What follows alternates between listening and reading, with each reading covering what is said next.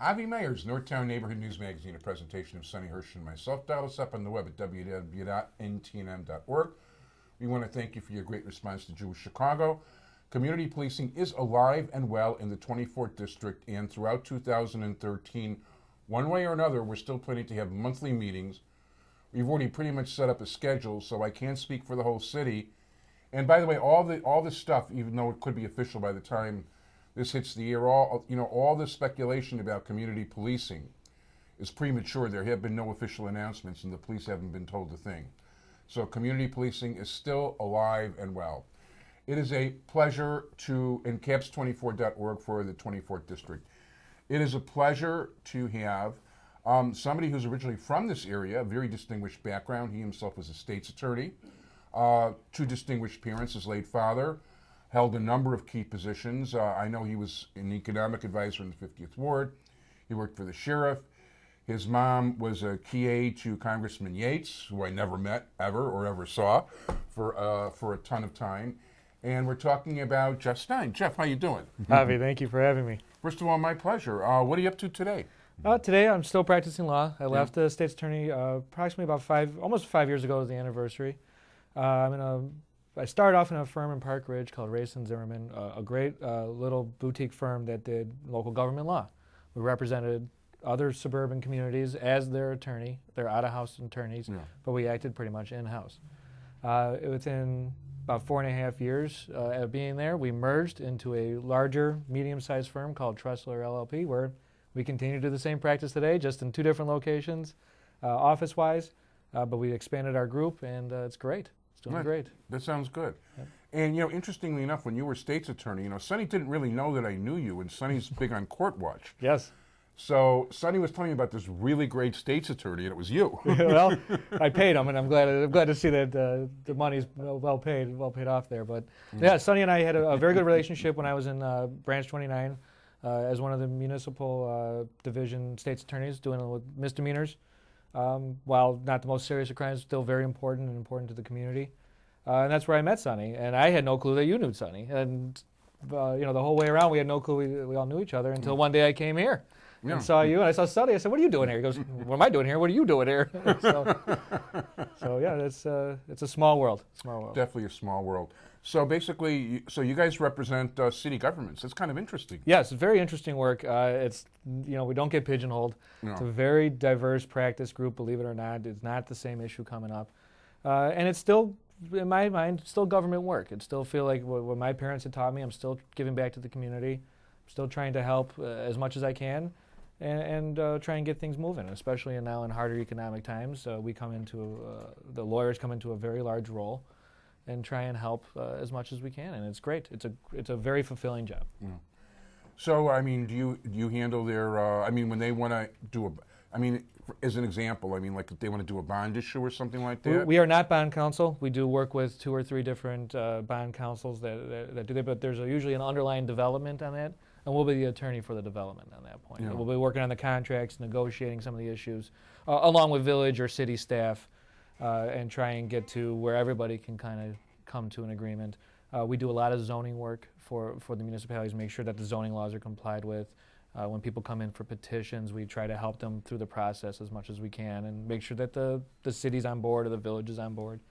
We do a lot of prosecution, not as much as when I was in ASA, but we do the local traffic ordinances all the way to zoning violations, building violations, to make sure that the properties are safe, the neighborhood's happy.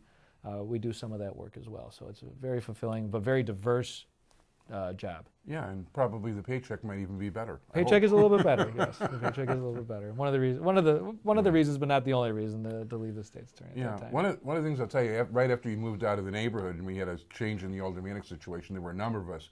And I wasn't the only one that really wanted to see Jeff move back over here and run for alderman. But, his wife, kids, school, the whole shot.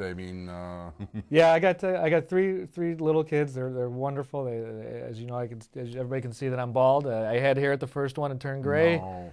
And I started losing it ever since. More than enough to grow out and comb over 47 times. And I could do it right. I could probably do. Maybe Marty Levinson could help me out a little bit. Hey, Marty. But we live in a beautiful house, Northwest Side. We're in the city. My wife is a Chicago public school teacher. We're very happy where we're at. And it just happens to be that's where we settled and the family settled. And as much as I love Rogers Park and love to come back, there was a kibosh put on that right in the beginning. So. No, that I understand. I mean, and the fact is, I think you would have been, well, first of all, I hate to say it, but probably a chipmunk would have been a much better alderman than the one we have right now. But you actually would have been good at it. So well, I appreciate the compliment. You never know compliment. what might be in your future, coming up. You're not that old. That's true. That's true. I appreciate the compliment. You never know what happens. I still try and stay active, involved in local politics as much as I can. I help friends of mine that are running for a judge or running for alderman, using my political experience and background. Oh, now that I remember, I think we were for the same person in the 45th Ward. We were absolutely. I still have a very good relationship with John Garrido. Yeah, he's a great guy. He really is. I met him when I was a state's attorney. He was a great detective and a great police officer, and I know he would have been a great alderman. I can't say anything bad or good about the current alderman, but I know John would have been great, and hopefully he will be one day. No question. I hope so, because he really didn't lose by much at all. That was an extraordinarily close race. It really was. It was a nail biter all the way to the end of the night, but it was a heartbreak for us. I say 30 votes at the end of the night, but John will tell me it was 29. So I'll go with John's numbers. But 29 votes out of over 13,000 cast is a pretty significant, or pretty small, I should say, small percentage. And it was a very exciting race. Extraordinarily small. As a matter of fact, now that you mention it, that election day, I happened to go over to see Marty Levinson. And he was in the 45th Ward at the time. He was over at 5300 something Devon. Okay. And I happened to pass by a polling place right over there, and I asked, and one of Garrido's guys was in front, and we were talking about how things were going. So, we're still in contact through Facebook and interesting emails. Yeah, so John's an interesting guy. We send each other jokes all the time. Yes. So he does like his interesting emails, but John's a great guy. He really is, and he's a very smart guy. Yeah, and I'm happy that he's, although he might not be my alderman, I'm still happy he's a police officer and a really, really good one. No, he really is, and he really has the respect of the people in the force over here. There's no question about it. Absolutely. So basically, so for now, how old are your kids? The oldest one is 7. His name is Ben Stein. I know we thought the Ben Stein, the famous one, would fade away at this point. He didn't, so we get the jokes every now and then. Yeah. Jack Stein, and then Charlotte, who we call Charlie, is my youngest. 7, 5, and 2. Oh, very nice. Yeah, so it's a house full. But I'll tell you, they are fun. I never thought I would be here, and it's a shame my dad's not around to enjoy them, but because he was a great-grandfather.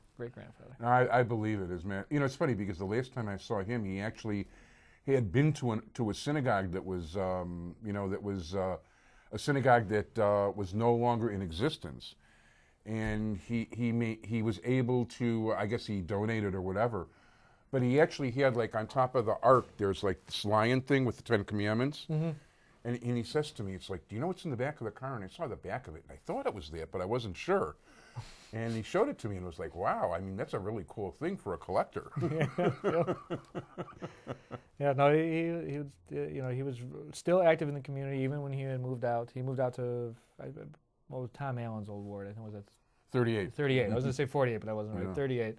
But he still came here. He still came to the 50th Ward, and he still did what he could do. And he was one of the things that, during his eulogy, that the rabbi made a point of, probably the main thing was his sense of community. And hopefully, I even if I take a fraction of that, I know I'll be a good community advocate. Well, there's no question he had a great sense of community, and he did a lot of good things in the 50th Ward. And I know that he was on the top of Howie Carroll and Bernie Stone's list for, like, people that they really appreciated for the excellence that they could provide to the community. Absolutely. In any event, if people want to contact you or call you or find out about what's going on, or absolutely, you can call me at my Chicago office, 312-627-4022. That is Tressler LLP is the law firm. You give me a call anytime. I'm usually there. If not, my phone forwards directly to my cell phone or other offices, and I'll be able to hopefully help you out with whatever situation I can. And by the way, I've been wanting to get Jeff on the show for a while, but there's been way too many elections. And this is the very first post-election shoot, and I actually made good on my word for a change. So, Jeff, Avi, thank you so much for being here. Thank you for having me. Okay, we're going to have you back. Take care.